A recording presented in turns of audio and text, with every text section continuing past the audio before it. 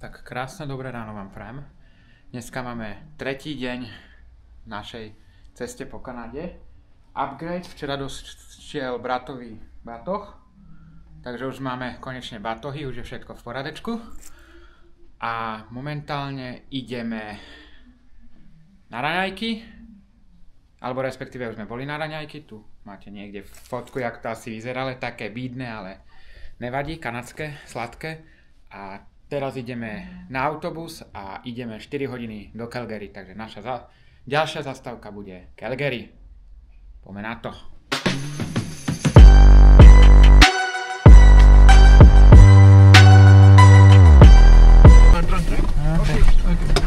Thank you, bye. Thank you, bye. A ideme na autobus.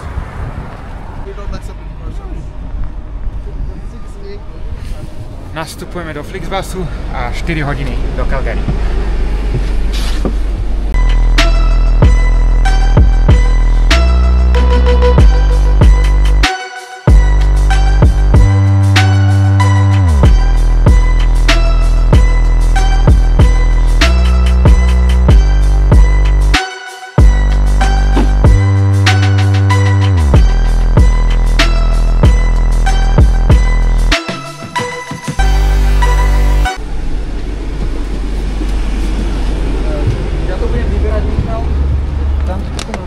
Vítajte v downtown Calgary. Po 4,5 hodinách sme prišli do Calgary. No my sme v centre Calgary. Práve si ideme odovzdať naše batožine na úschodné miesto. Máme tu prestup asi 2,5 hodinky a potom pôjdeme autobusom do Lake Louise. Takže ďalších 4-5 hodín autobusom. Sranda, keď sme išli z Calgary do Edmontonu 30 minút a keď sme išli z Edmontonu do Calgary autobusom, tak sme išli 3,5 hodinky, 4. A dúfam, že sa nám podarí ísť dneska ešte sem do City Tower of Calgary.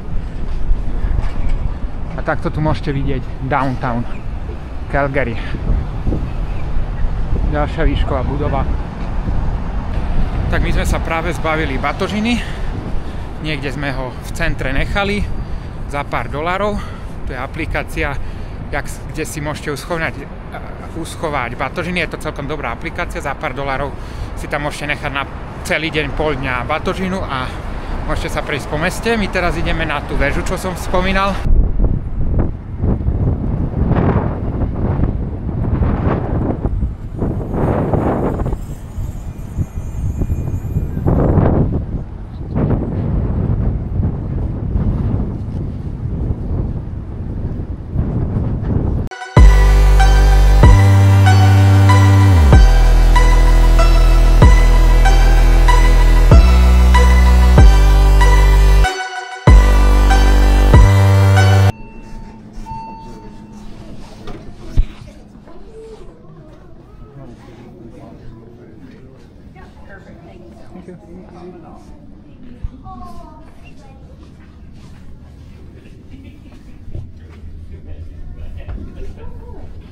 Pana, akože jednu mi to není. Prečo? Michal, radšej daj.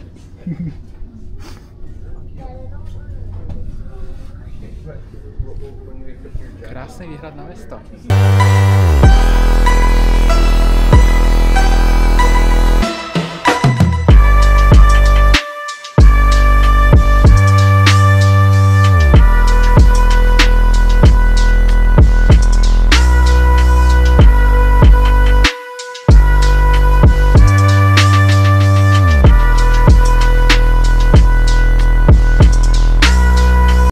Za sebou Calgary Tower, ktorá je tam tým smerom, není vidieť, a je vidieť. Tam ju môžete vidieť za mňou. Teraz sa ideme najesť do fast foodu, jak sa to volá? N&W, nepoznám ju, dám hodnotenie, čo to bude zač, ale čo niečo jak McDonald's alebo niečo také, tak poďme tam. Práve sme vyšli z fast foodu. Je to taký lepší McDonald's, by som povedal. celkom sa to dalo aj zjesť. Teraz ideme sa prejsť, ideme kúsiť. Prečo ne? Ideme si pozrieť nákupné centrum a pôjdeme, možno si niečo kúpim, potrebujem si niečo kúpiť a potom pôjdeme pre batožinu a pôjdeme smer Banff a Lake Louise. A zajtra budeme lyžovať. Tak, dúfam, že tam bude veľa snehu a poriadne teploty, lebo zatiaľ, čo sme tu, ako v Edmontone -4, no bída. Prišiel som sem, aby tu bolo -20 a ono nič. Nevadí.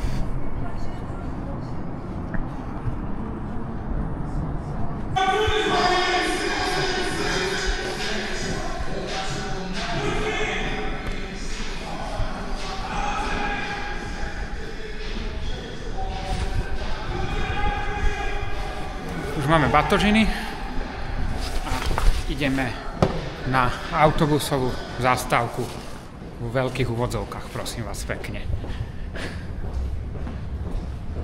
Máme električku.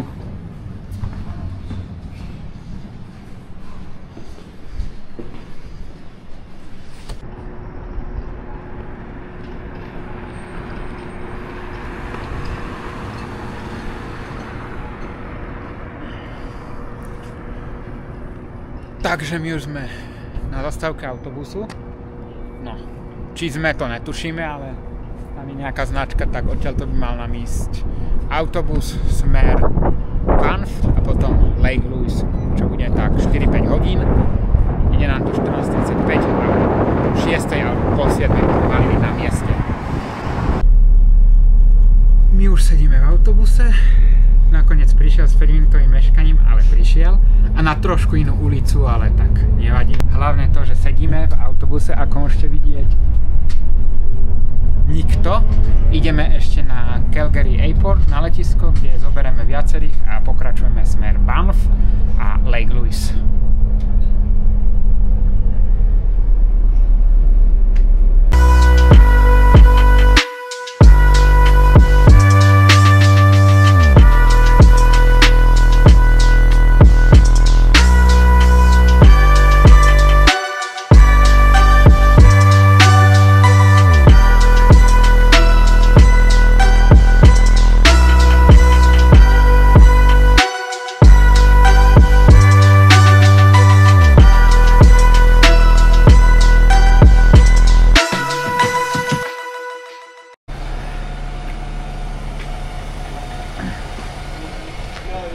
Práve sme prišli do našej medzizastávky polhodinovej. Vítajte v Banffe.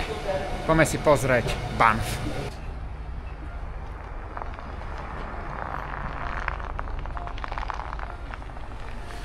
No prosím pekne, ideme do Kanady a pozeráme počasie, kde má byť -20, 15.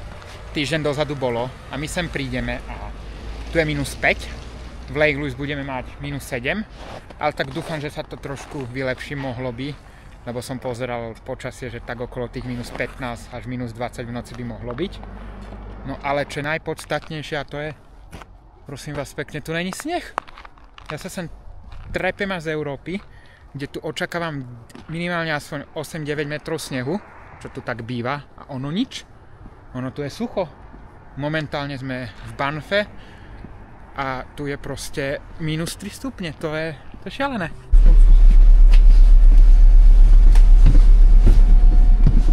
Thank you. You're welcome. Dámy a páni, práve sme prišli do Lake Louise.